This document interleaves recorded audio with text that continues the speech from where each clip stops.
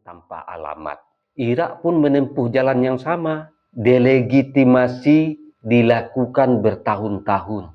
Propaganda senjata pemusnah massal, media global, budaya populer. Video ini sebenarnya sudah selesai, tapi ternyata di pertengahan jalan baterai ini habis. Jadi hanya suaranya nggak keluar jadinya. Sekarang saya lanjut. Saddam dipersonifikasi sebagai kejahatan mutlak. Lalu negara dilebur menjadi sosok itu. Saat invasi datang, rakyat tak lagi merasa perlu mempertahankan negara.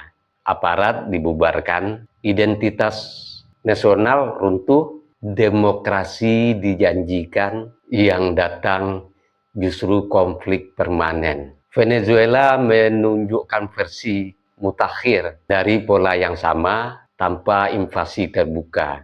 Negara dilemahkan lewat sanksi, isolasi, dan perang narasi. Pemerintah dicap tidak sah, aparat digeneralisasi sebagai penindas, dan oposisi diromantisasi sebagai penyelamat. Sedangkan penderitaan rakyat yang sebagian diperparah.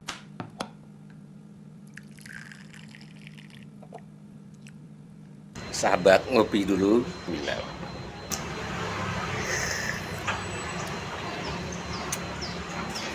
Bagi sahabat yang mau sloki unik ini, sloki tengkorak, ya silahkan klik keranjangnya ya. Sahabat, bagi perokok tahu persis rasanya ketika dia mau menyalakan rokok di pinggir pantai atau di tanah lapang.